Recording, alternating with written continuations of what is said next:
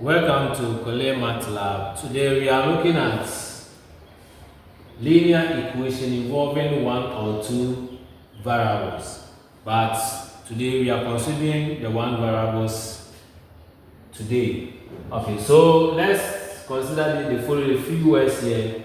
We have equation, we have variables here. When we say equation, an equation is a mathematical statement in which one expression is equal to the other. One expression here is equal to the other. We talk about it. Then variables is any symbol that is used to represent a number. So the letters here are the variables we are talking about. So let's look at this linear equation. So solve the variables indicated in the following equation. What makes it equation? The equal sign here makes it what? Equation. That's why it says that it has two sides separated by an equal sign. So let's solve the first question, that is A. So it says that 3x minus 12 equals to 21. So it means that we're looking for the x here. So if you're looking for x here, you carry the 12 from here, or you move 12 from here to the other side, to the right hand side here. So you're going to get 3x, since it's negative, it becomes positive. 21 plus 12. So here, 3x, you put this one together, 21 plus 12 will give us 33. Then we are looking for x here. Since the 3 and the x are multiplied, if you want to get rid of the 3 here, you have to divide by both sides. So here, 3, divide here by 3, divide here by 3, 3 goes to 3, 1. Multiply it by x will give us x.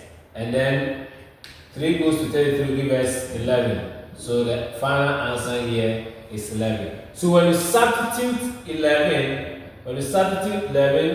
into this, will give us the same as 21 here. When you substitute 11 into x here, will give us 21.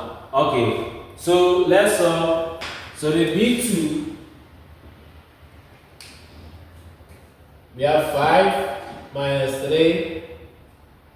3y equal to 3y plus 7. So here we have y and y here, so we group like terms.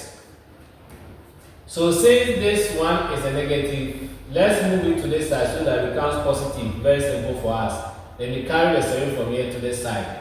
So you get 5 minus 7 to be equal to 3y plus 3y.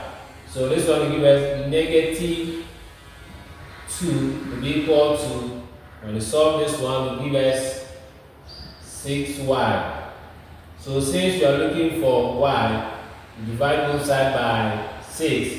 So you'll be negative 2. So divide here by 6, divide here by 6.